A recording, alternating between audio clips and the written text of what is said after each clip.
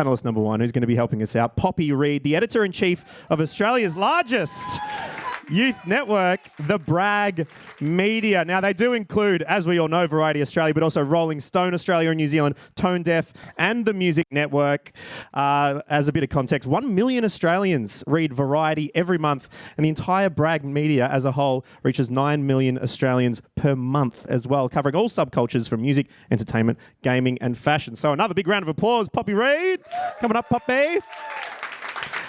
Also joining Poppy is Melissa Hopkins, Chief Marketing and Audience Officer and Non-Executive Director of 7 West Media. Melissa is renowned for her acclaimed ability to create growth throughout uncertainty whilst driving enduring commercial outcomes. One more time, give it up for Melissa Hopkins. And keep that applause going for Suzanne Stretton-Brown. Come on up, Suzanne. Right at the front, perfect. Suzanne is the Director of Marketing for Universal Pictures ANZ. Suzanne has over 2 decades of hugely impressive experience within the theatrical film industry and has created a prominent career spearheading high-impact campaigns for blockbuster properties such as Minions, Jurassic World, Bond, No Time to Die, the Super Mario Brothers movie, and most recently, a little film named Oppenheimer and the Barbie movie. So please, that deserves a massive round of applause. And let's get into it. Over to you, Poppy.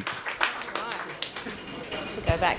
All right, so we have some of the best CMOs in the room and some of the, well, all of the best, I would say, because it's Variety. We invite only the best.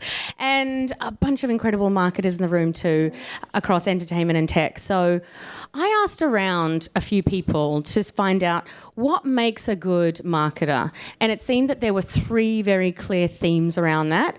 Strategic vision was said a lot. Brand building and storytelling was said a lot, and data-driven decision-making skills was also said a lot.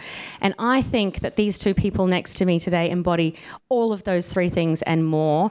And I'm girl crushing a little bit. So I met these 2 this week, and I have such a professional crush on you both. I'm so excited to chat to you both. So without further ado, Suzanne Stretton-Brown, she's the Director of Marketing ANZ at Universal Pictures International Australasia. What a mouthful. Oh. Has over 2 decades in the biz and has worked on huge campaigns such as Minions, Jurassic World, and more recently Barbie and Oppenheimer, which we're going to get into soon. Thank you so much for joining us. And then, of course, we have Melissa Hopkins, who is the Chief Marketing and Audience Officer at 7 West Media and was previously Vice President Marketing CMO at Optus for over 6 years. And you're a multi-award winner. You love transformation and change. Listen to that on a podcast today. And we'll get into a lot of that change and transformation soon. And has said she loves challenging the status quo. I'm very pumped to chat about that. All right, Suzanne, let's start with you. All right, how did Barbie become this cultural phenomenon that we're experiencing right now? Well, that's a big question. Let's see. Barbie is obviously an iconic brand. She's over 60 years old. She looks pretty good for that, I think. She's over 60 years in the market. She's got global recognition. But when it came to, I guess, marketing the movie, what we were charged with was taking that awareness and converting it into interest in the film. And predominantly Barbie is of interest to young girls, and our ambition was to take it beyond that. So what we're seeing right now is a result of the fabulous film. But how did it become a cultural phenomenon? Well, I have my own theories, which I'm going to share, and there's many more, I'm sure, many more contributing factors to the success. But I'll just talk about a few and the things that we've observed in our campaign. The first I'm going to draw on is the power of emotion. And what I mean by that is we really tapped into the nostalgia factor of consumers with Barbie, so that the appeal of Barbie was something, whether it was you were 8 or 80, if you had a relationship, and that nostalgia is a very powerful marketing tool. The other area that we tapped into was the aspiration of the film. Aspiration generates excitement, anticipation, and it was something that drew people to the product. And the third one in this area is, and this is my own observation, but have you just not seen so much pink? In every shop window. Seriously, I didn't wear pink tonight because I was like, I've done it for a year.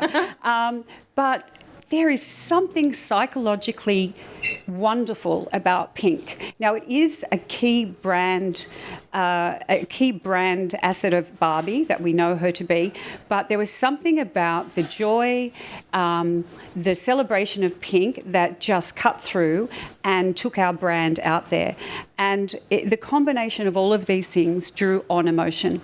And ultimately, if you don't stir emotion in your campaign, your content is not going anywhere. The second element I would draw on would be the celebrity and the pop culture. The celebrity, Margot Robbie, hello. Ryan Gosling, hello. Barbie and Ken. Hello. Hello. Hello. Mel's already told us she has a huge crush on Ryan Gosling, so if you can make that happen. No worries. We had the celebrity factor, and that doesn't always translate, but in this case, the curiosity to see them as Barbie and Ken was palpable. Then when we talk pop culture, we talk about the original music in the film. We talk about the original storytelling, the fact that the social sort of commentary around a celebration of diversity and individuality. These are relevant right here, right now. And then for that reason, they struck a chord with the audience. The third element I would draw on would be the partnerships and the collaborations that we brought on board for the film. We had the most successful campaign ever in partnerships. We drew on partnerships across every channel, from music to fashion to food to retail. And those partnerships, what they did is they embraced the brand, and the one condition of being a partner was that they needed to come to market with their own bespoke representation of Barbie. They embraced the brand. You can go on down to Grilled, and they've actually converted their shop into a Barbie house. So they really embraced it. What happened as a result of that and the collaborations is not only is that adding to our marketing sort of reach, if you like, there is a sense then for the consumer that Barbie is on every single shop corner. Wherever you go, there's Barbie and there's pink. And it starts creating this sense that, oh my gosh, I'm being consumed by this. And I think the fourth element, just to close on this question, I'm going to go with is timing. Timing is everything, right? And when I think of timing, I'm talking about the strategic rollout of material, of content. We developed what we called, at the studio developed what we called the breadcrumb strategy. And the breadcrumb strategy was taking content from the film and dropping it really slowly over a period of 12 months, because that's how long we had to sustain the interest. If we gave too much, people might lose interest. If we didn't give enough, they might lose interest. So we just had to time it right. When I talk about timing, I talk about the fact that women have been underserved at the cinemas for quite a while. I mean, when did we have a great girls' night out at the movies, right? Barbie has given us that opportunity, so the timing was right. And the last element of timing is, quite frankly, the movie is happy. It's a celebration. And I think, quite frankly, after the years we've all had, it's absolutely the entertainment tonic that we need right now. So they're my four things. I love that. I didn't expect to laugh so much. Yeah, yes. That was. There's so many takeaways there. I didn't expect to laugh so much during the film. It was so joyous to me. But it was really interesting watching that lead up to the premiere and all of the incredible takeovers. Obviously I saw a few around Sydney. I did see the pink burger at Grilled too. Yeah. What are some of the highlights from the local campaign that you can speak to? I would say, look, it was a multifaceted campaign, as you would imagine. The one I'll draw on is our out-of-home campaign, which was bespoke for the Australian market, I loved it. So this campaign, this element of the campaign was we drew on a consumer insight, and this consumer insight was that predominantly women, but people wanted to see Barbie land in the real world. They've only ever been exposed to Barbie as a toy. And they wanted, what does full-size Barbie look like? What does the house look like that she lives in? And so we took this insight and we went, okay. We then looked at the out-of-home channel and we went, well, we could take all these different platforms across out-of-home, this different inventory, and we could create bespoke sort of messages across all of them and really bring Barbie into the real world. So how do we do that? Okay, the first one we did was what we call Barbie at Bondi. Mm-hmm. And it was a moment. Like if it had rained that day, the whole thing would have been gone. But we took over the pool at Icebergs and we timed it with the tour of the stars. So we had our own Margot Robbie down there and we created a moment. We had a press conference. We had this amazing iconic beach and it went global. From there, that was the kickoff. From there, we moved into what we called Iconic Barbie. So what that looked like was we took, for example, the side of a building up in Brisbane and as a mural, and we created Barbie's dream house. We took over the whole side of the building, and then at night we projected light into the window so it looked like Barbie was home. Mm-hmm. And from there, we took our Barbie to the bus shelters. So we turned some of the bus shelters into her fashion closets. We had a disco room in one of them. And then, getting back to what the insight was around wanting to touch and feel it, we took the Barbie boxes, the big life-size Barbie box, and we put them all through the Westfields so that people could just go and have their photo taken and share it, on their social. So that was amazing. And then the third component was, I'm going to call this show-stopping Barbie because it was about taking the biggest formats and transforming them, whether we added a bit of glitter and sprinkled some sequins, which we did. We did an amazing site in Melbourne, which is a 3D anamorphic site down in Burke Street. You probably know it, guys, and it's incredible. And we created a huge Barbie box, and we had Margot in her swimsuit, or Barbie in her swimsuit, popping out, lifting her glasses and blowing, a little wink to the cars driving by. So it was an incredible campaign.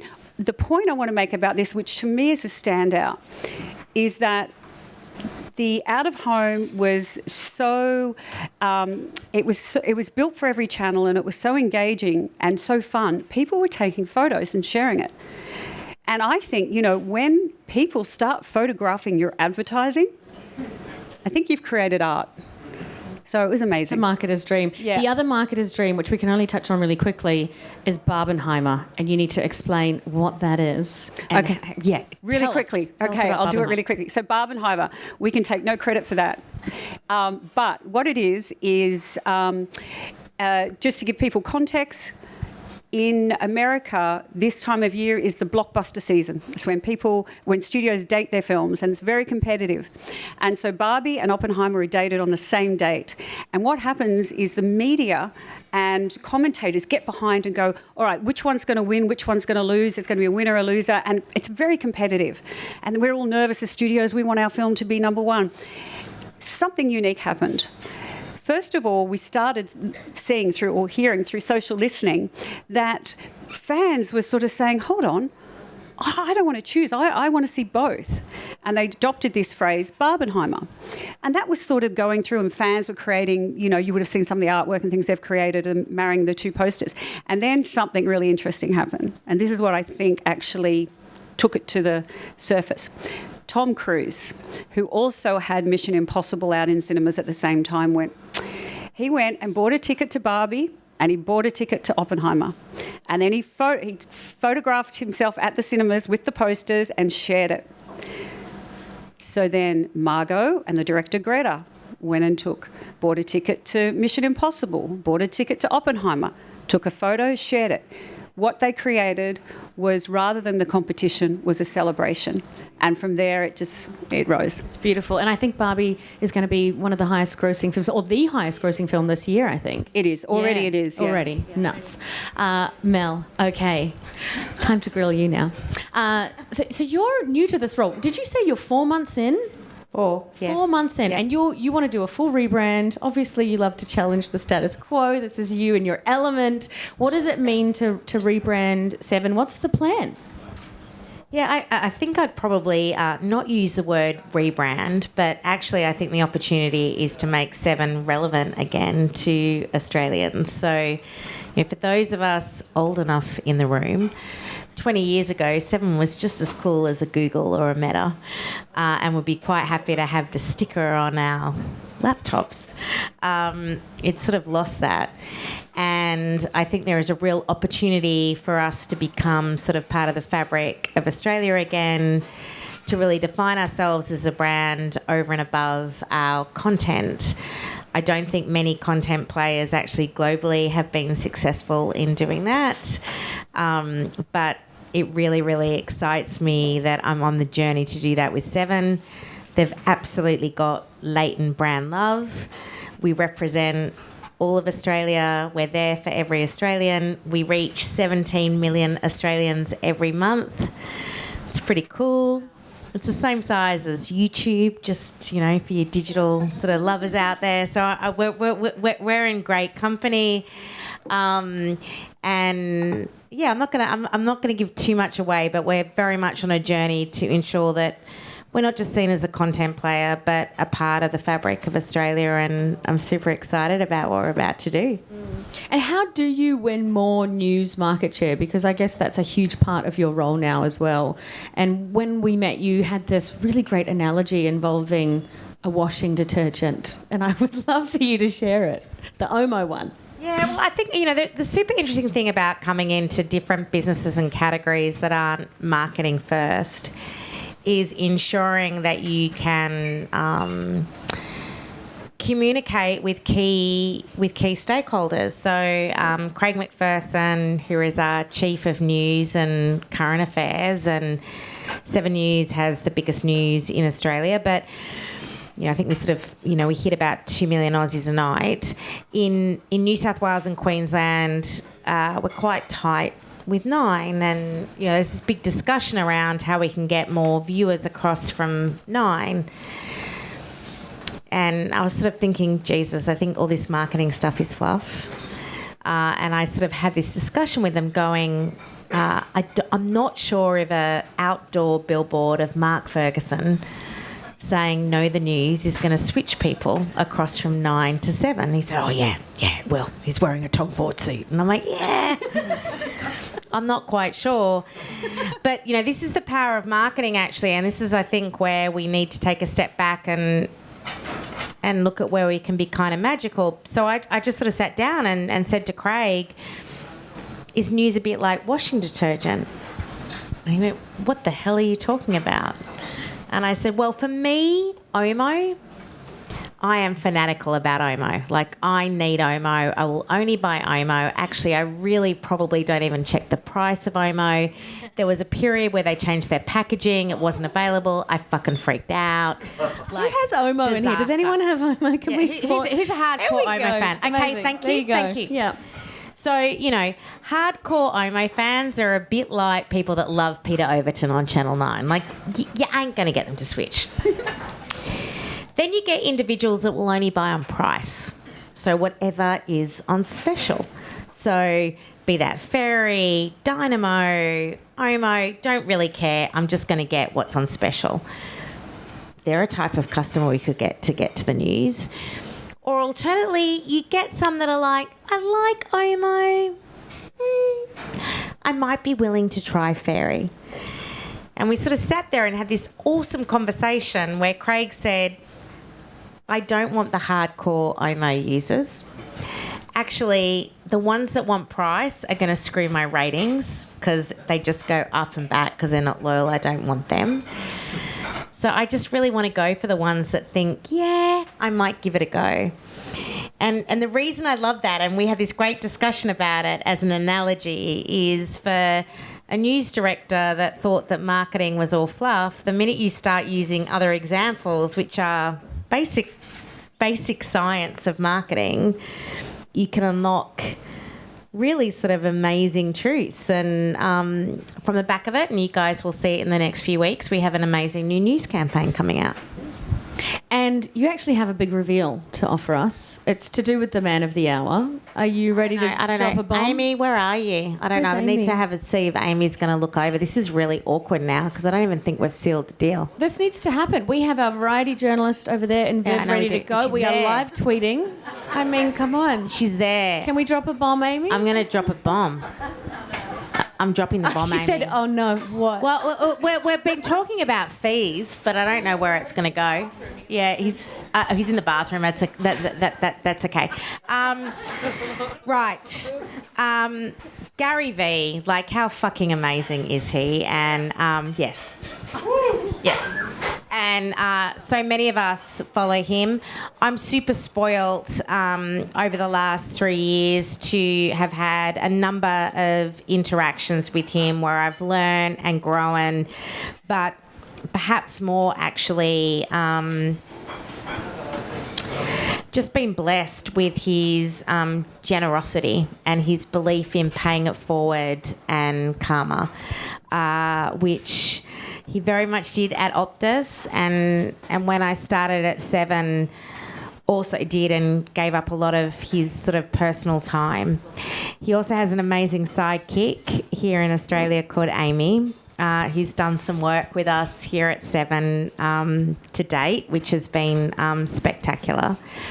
But I don't know if a lot of people in the room know the full capacity of Vayner and VaynerMedia as a, I don't even want to call them a full service agency, but what they can do for your business in growing revenue, building creativity and driving connections. So we haven't yet signed the deal, but I am about to announce, so it's going to be public and I'm sort of screwed.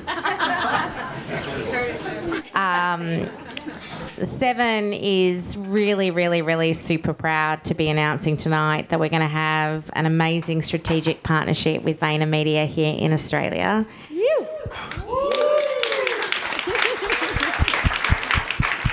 And I know we have stiff competition globally, but I can't wait with Amy to ensure that we make this the strongest and best partnership that Vayner has ever had with a brand. Yeah. Nice. All right, we have actually run out of time, but there's one last question that I want to hit to you both. What is one character trait that separates good CMOs from bad CMOs? Go, Suzanne, you first. I'm going to go with leadership. I think unless you can create a culture and lead a team of people, surround yourself with the best, we are nothing without our teams. And so, yeah, leadership. Nice one. Melissa? Curiosity. Yep, I agree. So I think actually the job of a CMO is to be curious about what's next and what's around the corner, and we need to champion that, and we always don't know the answers. So we just need to be curious. Amazing. Everyone, we have been so fortunate to hear from Suzanne Stretton-Brown, Melissa Hopkins. Let's eat. Oh me, oh my, oh mo. Thank you very much, Poppy Reid, for hosting that. And please, another round of applause for Melissa Hopkins and Suzanne Stretton-Brown for their insights, their success. Absolutely incredible stuff.